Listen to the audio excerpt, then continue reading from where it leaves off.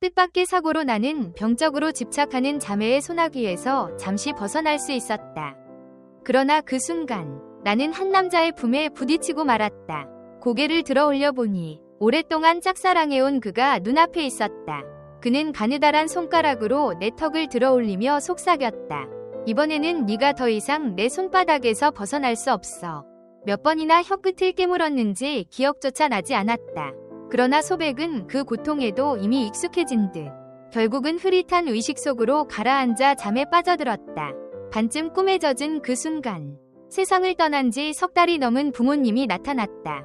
부모는 거친 말과 저주로 자신을 가둔 두 자매를 끝없이 원망했다. 악다군이 섞인 목소리가 머릿속을 가득 메워 울려 퍼졌다. 갑자기 철문이 열리는 소리가 들렸다. 이어서 종달새처럼 밝고 장난스러운 여자의 목소리가 귓가를 간지렸다. 히히, 언니, 오늘은 제대로 놀아줄 거야. 조금만 기다려. 먼저 좀 참아줘야 해. 소백은 눈을 떴다. 굴욕과 분노가 가슴 깊은 곳에서 치밀어 올랐다. 간신히 눈꺼풀을 들어올리자 두 여자가 천천히 방 안으로 들어오는 모습이 보였다. 두 여자는 창백하고 정교하게 아름다운 얼굴, 성숙한 여인의 분위기를 지닌 쌍둥이 자매였다. 길고 빛나는 흰 머리칼까지 똑같아. 그들을 구별할 수 있는 유일한 방법은 풍기는 기품뿐이었다. 언니는 성숙하고 차분했으며 동생은 청순하고 발랄한 기운을 담고 있었다. 동생 소남은 소백의 차가운 눈빛을 마주하자 움찔하며 작은 입술을 내밀었다.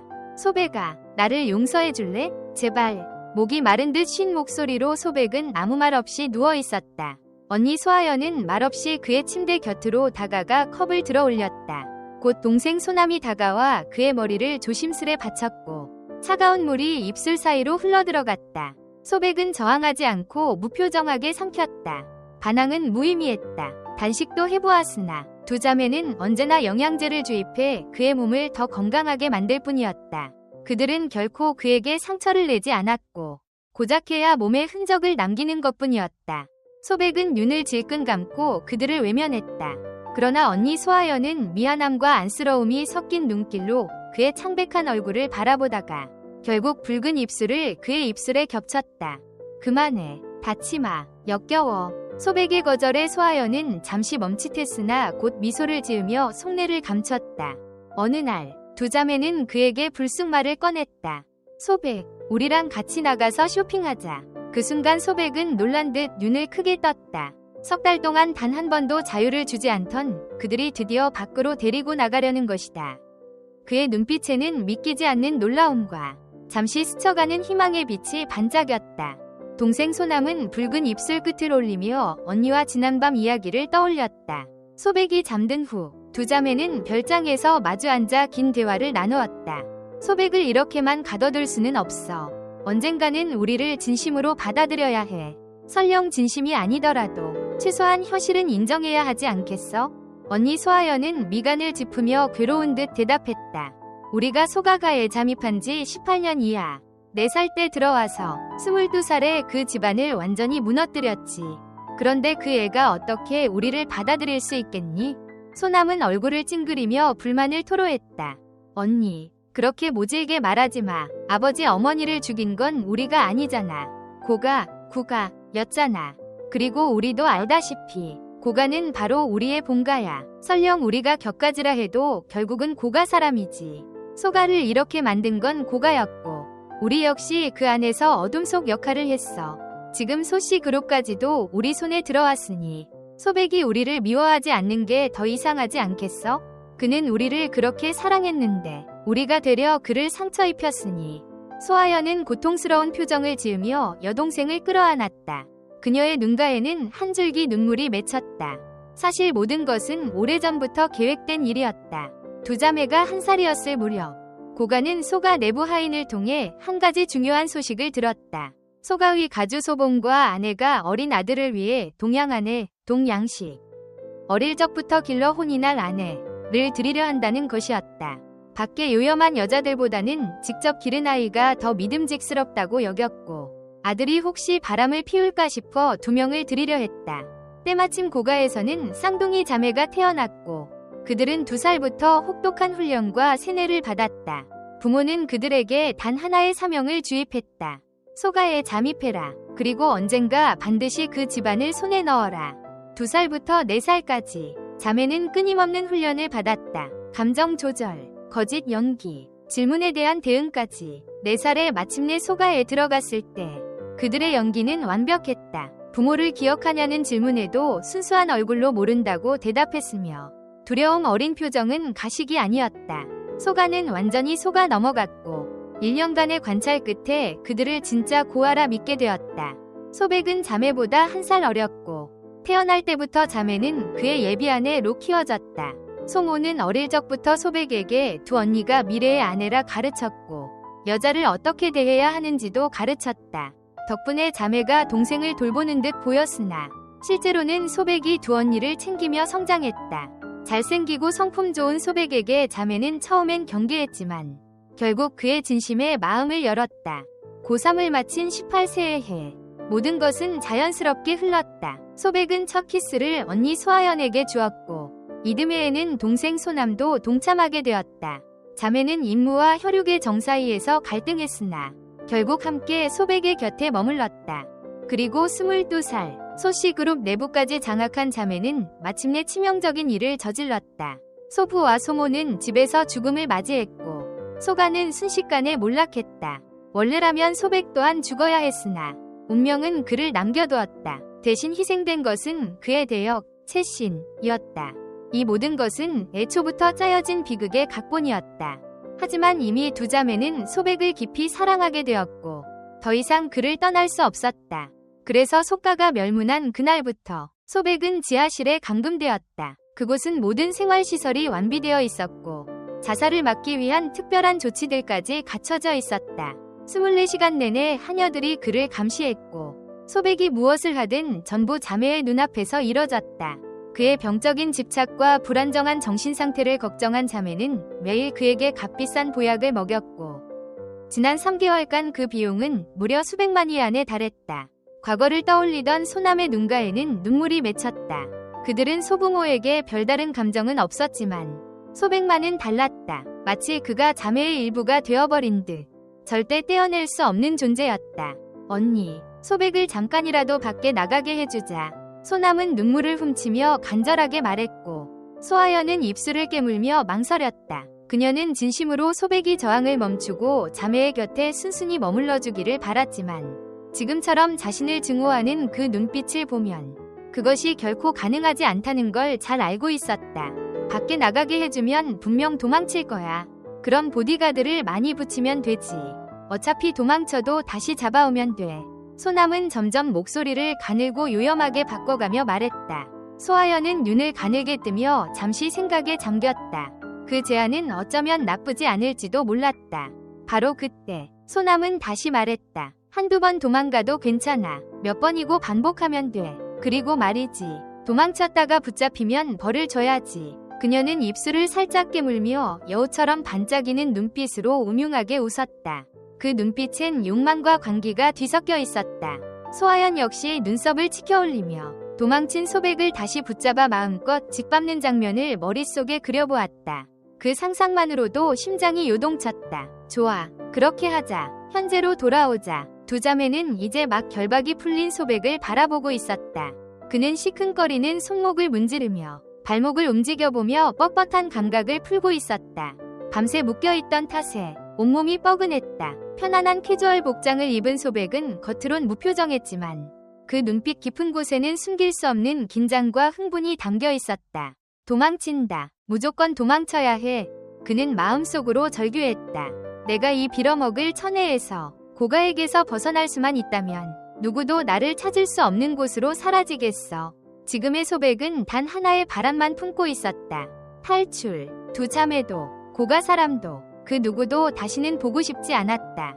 이 도시에서 보내는 단 1초조차 숨이 막힐 지경이었다. 복수는 이미 의미가 없었다. 감금 초기에 그는 수없이 탈출을 시도했고 복수를 다짐했다. 하지만 현실은 냉정했고 그의 모든 노력은 무의로 돌아갔다. 그 불타던 분노는 시간 속에서 서서히 닳아 사라졌다. 위지는 남아있었지만 승산은 없었다. 이미 천의 시위 소가는 그들 손에 완전히 장악되었고 과거 친분있던 세력들마저 무너졌다. 그가 가진 것은 아무것도 없었다. 그는 심지어 자매에게 복수를 포기한 척하고 얌전히 그들의 장난감이 된 듯한 연기를 하며 속이려 했지만 자존심이 허락하지 않았다. 부모님의 얼굴이 수없이 떠올랐다. 그들을 배신하며 살아남느니 차라리 죽는 게 낫다고 생각했다. 그런 복잡한 생각을 품은 채 소백은 무표정하게 소아연의 뒤를 따랐고 소남은 그의 팔을 애정 어린 눈빛으로 감싸 안으며 엘리베이터에 올랐다. 그녀들의 몸에서 퍼지는 매혹적인 향기는 과거에 그가 밤낮으로 그리워하던 냄새였다. 그러나 지금의 소백에게는 그 향조차 혐오스러웠다. 엘리베이터에서 내리자 눈앞에 펼쳐진 곳은 소가에 인접한 고급 별장이었다. 대문을 나서자 따가운 햇살이 그의 창백한 얼굴을 강하게 비쳤다. 3개월간 햇빛을 보지 못한 탓에 그는 눈을 찡그리며 적응하지 못했다. 눈을 가늘게 뜬 그는 생기 없이 여전히 경계선으로 봉쇄된 채 남아있는 소가의 저택을 바라보았다. 소백의 눈빛은 생기를 잃고 죽은 듯 공허했다. 그 순간 한 대의 고급 마이바흐가 그의 앞에 멈춰섰고 소백은 망설임 없이 뒷좌석 왼편에 앉았다. 소남은 그의 옆자리에 나란히 앉아 과거의 추억, 그를 웃게 했던 이야기들을 쉴 새 없이 늘어놓았다. 하지만 지금의 소백은 아무런 감정도 느끼지 않았다.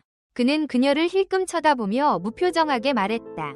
그만 말해. 듣고 싶지 않아. 소남은 시무룩하게 고개를 끄덕였고 조용히 그의 팔에 기대어 작고 부드러운 머리로 팔을 비비기 시작했다.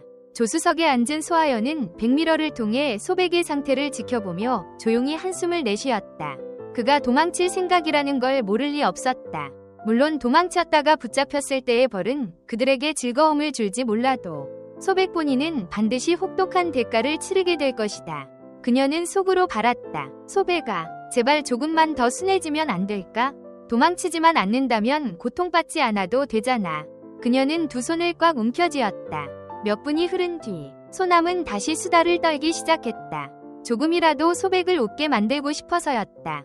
20여 분 후 차량은 목적지에 도착했다. 아가씨, 도착했습니다. 여기는 천혜시위 환모 쇼핑센터. 고급 명품 브랜드와 트렌디한 매장이 즐비한 고급 쇼핑몰로 식당과 카페도 다양하게 임점해 있어 데이트나 쇼핑에 안성맞춤인 곳이었다. 소백은 차에서 내리며 주변을 둘러보며 어떻게 도망칠지 고민했다. 당연히 보디가드가 많을 테고 지금의 자신의 체력으로는 도저히 그들을 따돌릴 수 없었다. 3개월간 운동을 전혀 하지 못한 그는 오래 달릴 자신조차 없었다. 일단 상황을 지켜보며 틈을 노리자. 그렇게 결심한 그는 두 자매와 함께 천천히 쇼핑몰 안으로 들어섰다. 외모가 출중한 남자와 두 명이 절세미녀. 양팔을 각각 여성이 끼고 있는 이 세 사람은 금세 사람들의 시선을 사로잡았다. 모두가 그들을 부러워했다. 여자는 저렇게 잘생긴 남자를 포섭할 정도로 돈이 많은가 싶었고 남자들은 어떻게 저런 미녀 둘에게 선택받았는지 이해할 수 없어 그저 운이 좋다고 생각했다. 누군가는 소백을 백수의 삶을 즐기는 꽁미남이라 수군댔고 누군가는 인생 역전한 한심한 놈이라며 부러워했다. 세 사람은 남성복 매장에 들어갔다. 소백은 마네킹처럼 서 있기만 했다. 소남은 그의 스타일을 고르고 옷을 갈아입히는 걸 즐겼다. 그의 탄탄한 가슴 근육을 볼 때마다 침을 삼킬 정도로 그는 그녀의 이상형 그 자체였다. 상의에서 신발까지 세 곳의 매장을 돌며 완벽하게 쇼핑을 마친 후 이번에는 소아연이 소백의 팔을 끼고 향수를 보러 가자며 다른 매장으로 향했다. 결국 소백은 참지 못하고 입을 열었다. 그만 좀 하자. 나 밥 먹고 싶어. 다리가 너무 아파. 아, 미안해. 소백. 소아연은 그의 다리를 바라보며 미안한 눈빛을 보냈다. 지난 3개월 동안 그는 절반 이상을 침대에 묶인 채 지냈고 갑작스럽게 많은 활동을 하게 된 지금의 상황이 익숙할 리 없었다. 소남은 옆에서 고개를 갸웃거리더니 근처에 있는 한 레스토랑을 가리키며 말했다. 저기 스테이크집 어때? 언니가 맛있는 거 사줄게. 소백은 고개를 돌려 그들의 얼굴을 바라보았다. 그 안에는 진심 어린 걱정과 애정이 담겨 있었다. 그는 속으로 이를 악물었다. 이렇게까지 날 사랑해? 하, 우습군. 그럼 왜 내 가족을 그렇게까지 상처 줬던 거야? 예전의 소백은 다른 여자에게 눈길조차 주지 않았다.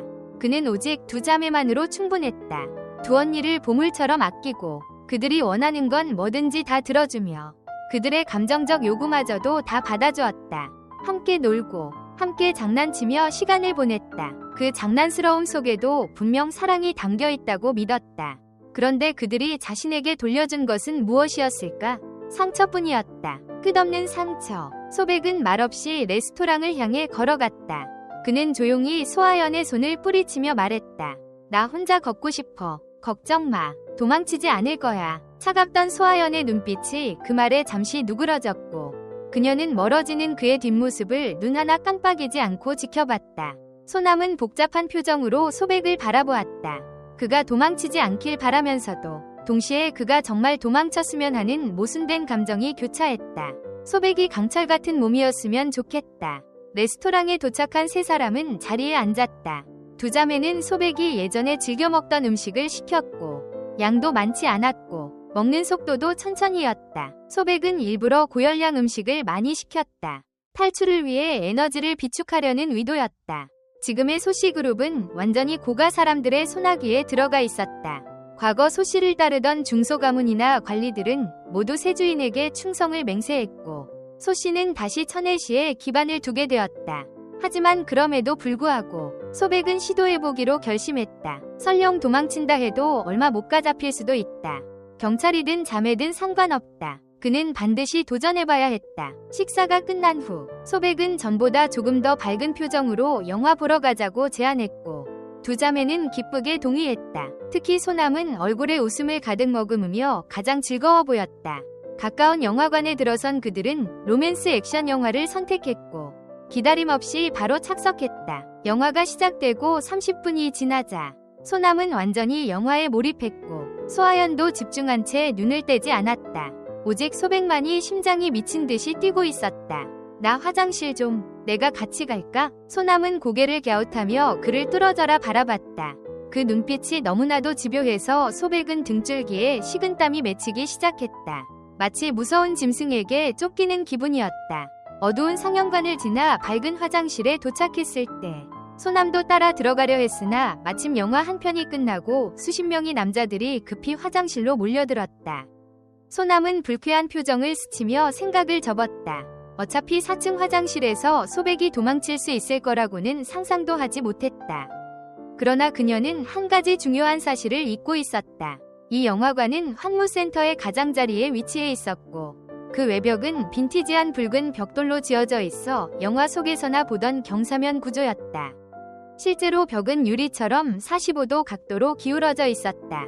그 순간 화장실 안의 남자들은 모두 숨을 죽인 채 창틀에 웅크리고 앉아있는 소백을 바라봤다. 그는 손가락으로 입술에 대며 조용히 말했다. 나 쫓기고 있어요. 제발 놀라지 말고 조용히 있어줘요. 남자들은 얼떨떨한 채로 고개를 끄덕였고 곧바로 눈앞에서 믿기 힘든 장면이 펼쳐졌다. 소백은 몇 번 심호흡을 한 뒤 긴 내적 갈등 끝에 그대로 아래로 뛰어내렸다. 미쳤나? 진짜 뛰었어? 누군가가 경악하며 외쳤고 그 외침은 상영관 밖에 있던 소남의 귀에도 들렸다. 그녀는 찡그린 얼굴로 고개를 들어봤지만 별다른 생각은 들지 않았다. 정상적인 사람이라면 4층 높이에서 뛰어내릴 거라고는 상상도 못했기 때문이다. 소백은 곧장 창문 쪽으로 달려가 몸을 내밀고 아래를 내려다보았다. 정말로 남자들이 말한 것처럼 그는 벽을 두 발로 연속 차며 마찰력을 이용해 속도를 줄이고 있었다. 망했다. 이건 진짜 죽을 수도 있겠는데. 하지만 그는 마음속으로 외쳤다. 한번 해보는 거야. 죽어도 좋아. 적어도 저 두 자매에게 죽는 것보단 낫다. 떨어지는 속도는 점점 더 빨라졌고 갑자기 균형을 잃으며 몸이 벽에 밀착되었고 엉덩이가 벽에 강하게 부딪혔다. 그는 마치 등을 벽에 기대어 미끄러지듯이 떨어졌고 등에 닿은 벽과의 마찰로 인해 옷이 여기저기 찢어졌으며 살갗은 벽돌에 쓸려 피가 맺혔다. 하지만 아픔을 느낄 겨를도 없었다. 그는 벽을 손으로 짚은 채 가까스로 건물 중간의 작은 돌출 발코니에 몸을 던지듯 떨어졌다. 이 발코니는 건물 외관 장식과 구조 보강을 위해 설치된 것이었다. 몸 전체가 산산이 부서질 듯한 충격이 몰려왔지만 아드레날린이 폭발하며 정신만은 또렷했다. 고통도 무뎌진 듯했다. 그는 힘겹게 몸을 일으켜 아래를 내려다보았다. 이미 많은 사람들이 몰려있었고 소백은 초록숲을 지대를 노려 점프했다. 사람들이 놀라며 웅성거렸다. 이거 영화 아니야? 진짜 사람이야? 헐, 설마 죽은 거 아냐? 소백은 풀숲에 내던져졌고 온몸은 상처투성이었다. 다행히도 나뭇가지가 뾰족하지 않아 몸을 관통하진 않았고 얼굴에도 긁힌 자국 하나 없었다. 하지만 그는 내장이 으스러질 듯한 통증을 느꼈고 겨우 몸을 비틀며 일어나려던 찰나 코끝을 스치는 낯선 향기에 눈을 떴다. 이건 음식 냄새도 자매에게서 나던 향기도 아니었다. 특유의 차가우면서도 맑은 향, 설명할 수 없는 감정을 일으키는 냄새였다. 눈을 뜬 소백의 시야에 들어온 것은 하얗고 가늘고 긴 손이었다. 고개를 들자 차가운 인상의 아름다운 여성이 서 있었다. 분명히 아름다웠지만 소백은 이제 미인에게 질려 있었다. 아무리 그녀가 자매들보다 예쁘다 해도 그는 감탄할 마음조차 없었다.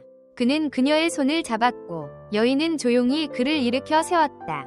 고마워요. 만약 다음에 또 볼 수 있다면 꼭 은혜 갚을게요. 그렇게 말하며 소백은 다시 달리려 했다. 그러나 그 순간 그녀의 차분하면서도 냉정한 목소리가 들려왔다.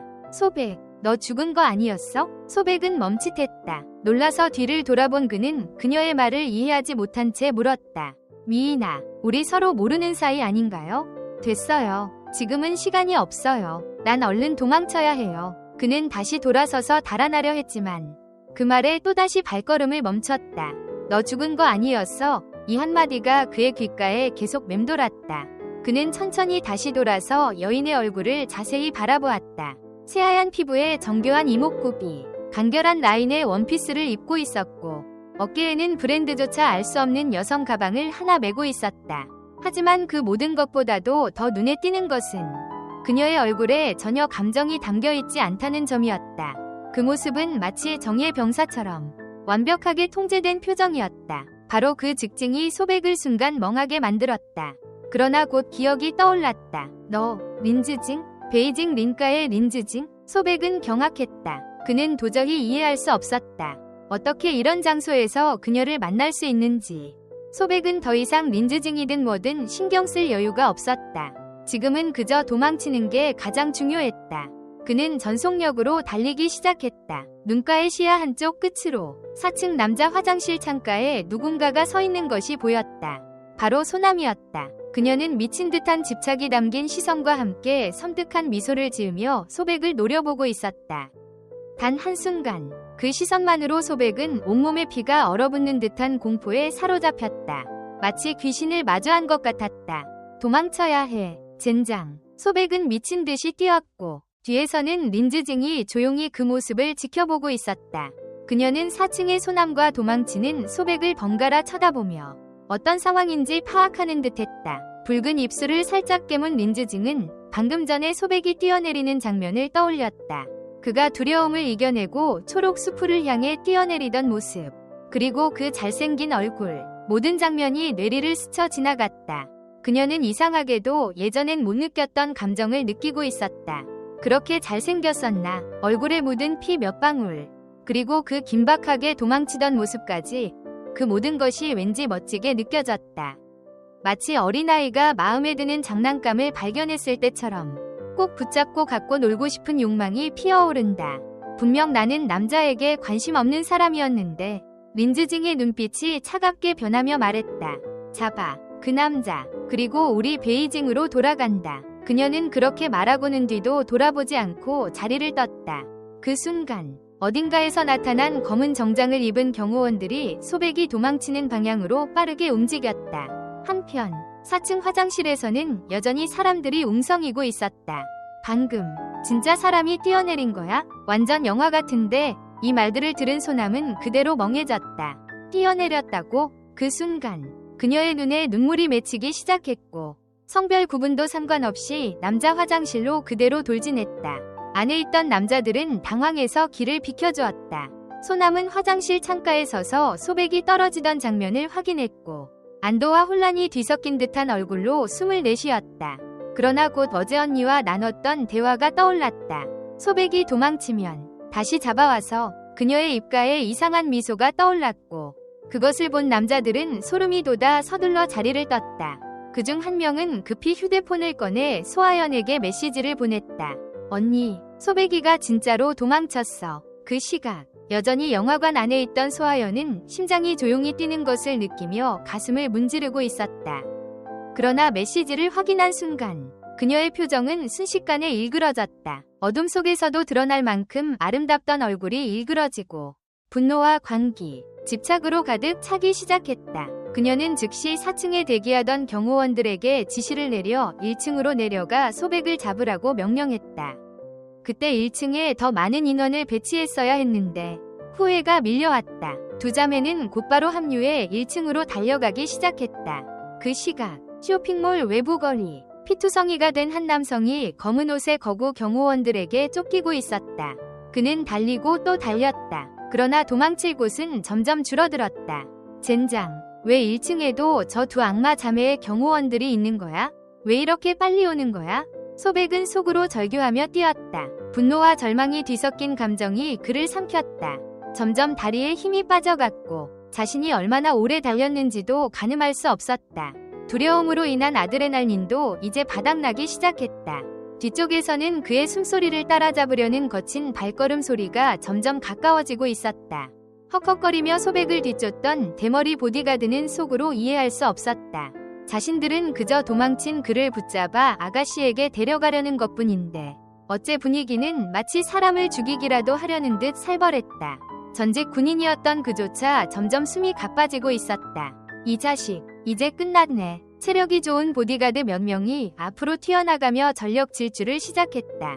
길거리를 지나던 시민들은 그 모습에 기겁하며 피했고 몇몇은 몰래 경찰에 신고했다. 하지만 소백은 그 고함 소리를 듣는 순간 다리에 힘이 풀리며 거의 넘어질 뻔했다. 가까스로 균형을 잡았지만 그 순간이 결정적이었다. 뒤쫓던 보디가드들이 일제히 달려들었고 결국 그는 바닥에 눕혀졌다. 가쁜 숨을 몰아쉬며 필사적으로 몸부림쳤지만 보디가드의 손은 마치 새로 만든 집게처럼 그의 손목을 꽉 잡고 놓아주지 않았다. 그중 한 명은 살짝 망설이다가 속으로 결심했다. 아가씨는 그냥 데려오라고만 했지. 어떤 상태로 데려오라고는 안 했잖아. 그는 재빨리 자신의 옷 한 조각을 찢어내고 그 위에 마취 스프레이를 뿌렸다. 그 천조각으로 소백의 입과 코를 덮자 소백의 눈이 커지며 공포로 물들었다. 다리를 마구 허우적대고 손으로 필사적으로 그 천을 벗기려 했지만 소용없었다. 보디가드는 이 과정에서 통증을 느껴 이마에 식은땀이 맺혔지만 끝까지 소백을 억눌렀다. 얼마 지나지 않아 소백의 몸이 점점 축 늘어지고 결국 눈을 뒤집으며 그대로 기절해버렸다.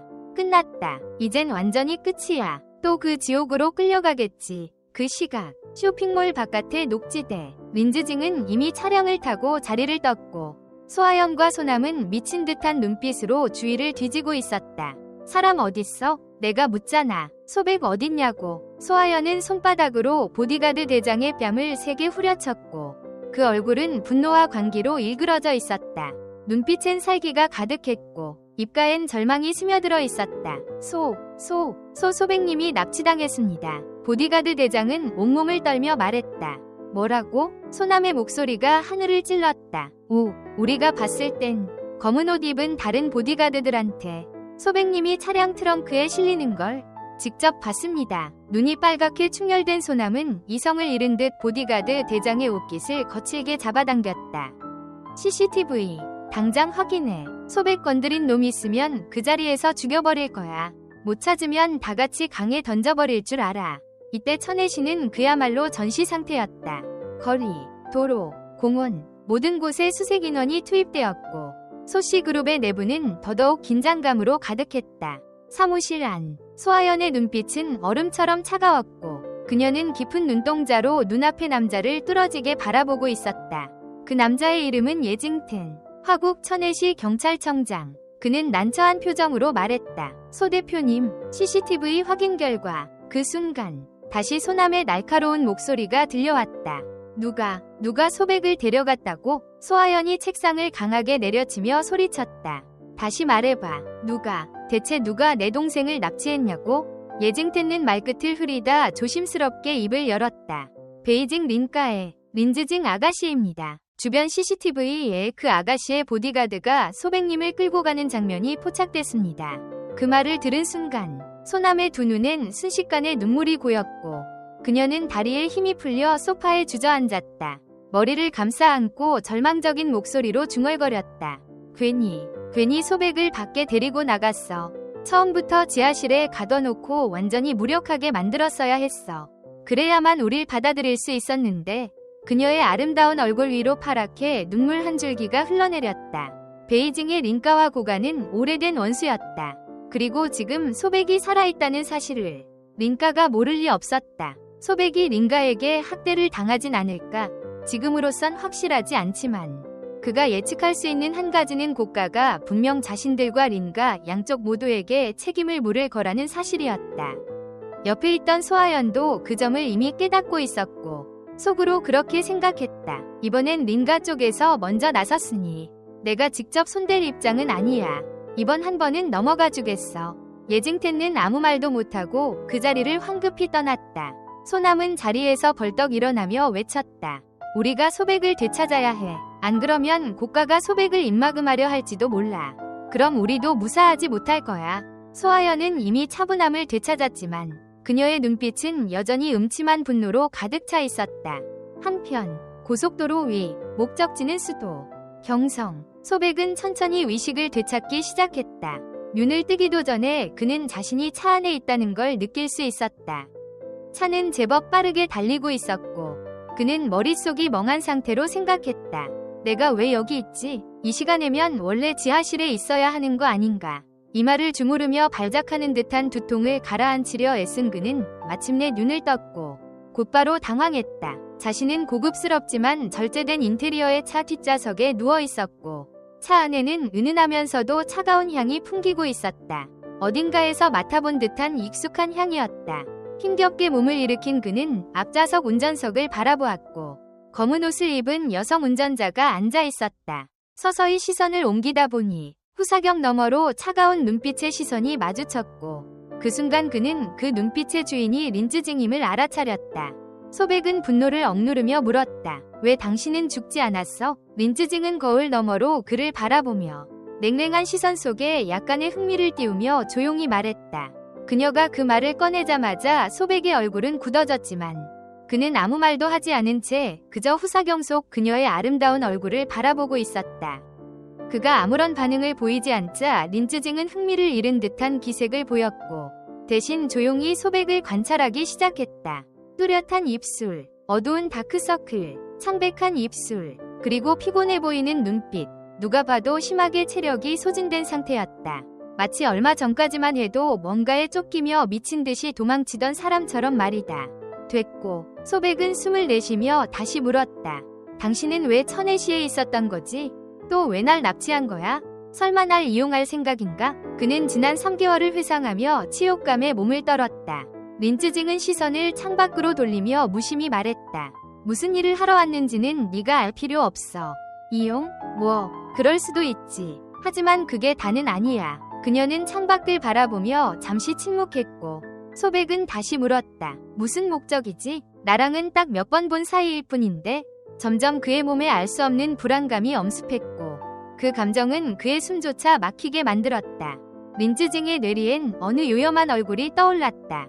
그녀는 무의식적으로 입술을 실룩였고 부모의 강요까지도 머릿속을 스쳐 지나갔다. 그러더니 시선을 다시 거울로 돌려 소백에 드러난 쇄골을 바라보며 말했다. 결혼. 뜻밖의 단어에 긴장하던 소백의 얼굴은 당황스러움으로 가득 찼다. 결혼? 그녀는 다시 한번 또렷하게 말했다. 그래, 결혼이야. 그러고는 시선을 창밖으로 돌리며 청량한 목소리로 덧붙였다. 린가에서 우리 라인 쪽 후계자는 나 하나뿐이야. 지금 27인데 부모님이 손주를 보겠다고 아주 난리시지. 너랑 결혼하면 3가지 이득이 있어. 첫째, 내 린가 내 입지를 굳힐 수 있고 둘째, 후계자 명분도 생기고 셋째, 골치 아픈 어떤 인간을 떨쳐낼 수 있지. 그리고 네가 생각보다 꽤 쓸모있어. 천혜시 소가의 소백이 죽지 않고 살아있었잖아. 이 소식이 퍼지면 어떤 결과가 생길지 너도 잘 알텐데. 린쯔징의 말에 소백은 그저 침묵했다. 그녀는 다시 조용히 말했다. 내가 한번 맞춰볼까? 너 방금 도망친 건 샤오야윈과 샤오난즈 자매를 피하려던 거지? 내 몸 상태를 보니 상당히 무리가 온 것 같은데. 린쯔징의 이 말에 소백은 속으로 소름이 돋았다. 그는 분명 아무 말도 아무 행동도 하지 않았는데 마치 속내를 모두 들켜버린 느낌이었다. 그러나 지금 중요한 건 그게 아니었다. 그녀가 말한 세 번째, 즉 자신이 살아있다는 사실, 그게 세상에 알려진다면 곽가가 여론의 표적이 될 게 뻔했다. 결국 소백가를 이 지경으로 만든 건 곽가였기 때문이다. 그렇게 되면 샤오야윈과 샤오난즈 역시 비밀을 숨길 수 없게 된다. 이 생각에 소백은 점점 얼굴이 붉어졌다. 그는 여전히 위아한 표정으로 린쯔징에게 물었다. 린양, 도대체 날 어디가 마음에 들어서 그런 거죠? 내 기억이 맞다면 당신은 낯선 사람을 엄청 싫어하지 않나요? 그의 물음에 린쯔징은 잠시 말을 멈추고 조용히 생각에 잠겼다. 그녀가 소백과 결혼을 고려한 가장 큰 이유는 곽가를 상대로 본격적인 움직임을 개시하기 위함이었다. 그리고 린가의 차기 후계자 문제도 빼놓을 수 없었다. 하지만 무엇보다 중요한 건 그녀가 소백을 싫어하지 않았다는 것이었다. 맞아, 나는 낯선 사람을 멀리해. 하지만 넌 싫지 않아. 그녀는 그렇게 말하며 차문 잠금을 해제했다. 평소 붉은 기가 돌던 그녀의 얼굴은 이날따라 창백해 보였고 찰칵하는 소리와 함께 문이 열리자 그녀는 마치 도망치듯 차에서 내려버렸다. 소백은 너무 빠르게 내린 그녀의 모습에 당황했다. 조금 빨랐을 뿐인데 너무한 거 아냐? 린가의 지하차고 안은 고급스러운 인테리어로 꾸며져 있었고 안에는 7에서 8대의 고급 차량이 주차되어 있었다. 하지만 소백의 집도 예전엔 이 정도였기에 그는 딱히 놀라지도 않았다. 너 시내에서 시속 90으로 달렸지? 사고 날까 봐 만났어? 소백이 타박하자 린쯔징은 자신의 가슴을 살짝 만지며 중얼거렸다. 그녀의 창백했던 얼굴은 다시 붉은 기운을 되찾고 있었다. 소백은 머리를 극적이며 생각했다. 이거 예전에 자매들한테는 잘 먹히던 수법이었는데 린쯔징은 확실히 다르구나. 전략을 바꿔야겠어. 일단은 천천히 한 발씩 가자. 우리 부모님 뵈러 가야지. 기억해. 내 태도가 마음에 안 들면 어떻게 되는지. 린쯔징의 눈빛엔 장난기 어린 위협이 번쩍였고 소백은 어쩔 수 없이 고개를 끄덕이며 그녀를 따라갔다. 두 사람은 린가의 차고에서 엘리베이터를 타고 올라갔다. 엘리베이터 안에서 소백은 조심스럽게 물었다. 쯔징, 너희 부모님은 어떤 분들이셔? 그 질문에 린쯔징은 소백을 힐끔 보더니 이내 시선을 돌리며 무심하게 대답했다. 노인네들이지. 소백은 당황하며 되물었다. 그게 아니라 성격 말이야. 그러나 그녀는 더 이상 아무 말도 하지 않았다. 이 침묵의 소백은 점점 불안해졌고 얼굴까지 붉어지며 괜한 긴장감에 휩싸였다. 이 여자는 대체 무슨 생각을 하는 걸까? 이런 상태에서 어떻게 부모님 앞에서 예의를 차릴 수 있단 말인가? 그는 계속해서 린쯔징을 몰래 훔쳐보았고 그녀는 그런 그의 시선을 느끼고 입꼬리를 미세하게 올렸다. 그녀의 눈빛 속 냉기가 살짝 누그러지며 부드러워졌고 잠시 뒤 띵동 소리와 함께 엘리베이터 문이 열렸다. 소백은 양복을 매만지며 호흡을 가다듬었다. 어쨌든 오늘은 자신이 예비 사위로서 첫 인사를 드리는 날이었다. 좋은 인상을 남겨야만 했다. 그는 마지막으로 옷매무새를 점검하며 진지한 얼굴을 했고 린쯔징은 그런 그를 바라보며 우아하게 먼저 걸어나갔다. 적어도 첫인상은 나쁘지 않네. 그녀는 속으로 그렇게 생각했다. 4층에서 뛰어내리던 순간 혹은 그가 초목 덤불에 묻혀 피투성이가 되어 있던 그 모습조차도 그녀 눈엔 꽤 멋져 보였던 것이다. 물론 문제는 그가 눈치가 너무 없다는 거였지만 엘리베이터 문이 열리자 2층의 거실이 눈앞에 펼쳐졌고 고급스럽고 환한 인테리어가 인상적이었다. 소파엔 린쯔징의 아버지 린화이런과 어머니 예롱이 앉아 있었다. 이들과 소백은 예전에 두어 번 인사를 나눈 적이 있었을 뿐 서로 잘 알지는 못했다. 그러나 린쯔징 뒤를 따라 들어오는 소백의 모습을 본 부모는 본능적으로 예리한 눈빛으로 그를 훑어보기 시작했다. 린화이런은 소백을 한번 훑어보더니 곧바로 미간을 찌푸렸다. 어디서 이 녀석을 본 기억이 있는 것 같았지만 당장은 잘 떠오르지 않았다. 설마 눈앞에 살아있는 사람을 이미 죽은 줄 알았던 샤오바이와 연결지을 리는 없었기 때문이다. 얼굴은 어딘가 익숙한데 정확히 기억이 나지 않았고 첫인상은 그다지 좋지 않았다. 무엇보다 빈손으로 온 모습이 마음에 들지 않았다. 린가야 물론 선물 따윈 필요 없겠지만 기본적인 예의는 지켜야 하지 않느냐는 생각이었다. 그는 소백이 생김새가 어떻든 간에 일단 예의 없는 젊은이라는 딱지를 붙였다. 반면 예롱은 소백을 힐끗 보며 속으로 생각했다. 생긴 건 제법 잘생겼는데 집안이랑 인성은 어떤지 모르겠네. 소백은 린쯔징의 안내로 린화이런과 예롱 앞에 조심스럽게 섰다. 몸을 약간 숙이며 안녕하세요. 린 아저씨, 아주머니, 저는 샤오바이입니다.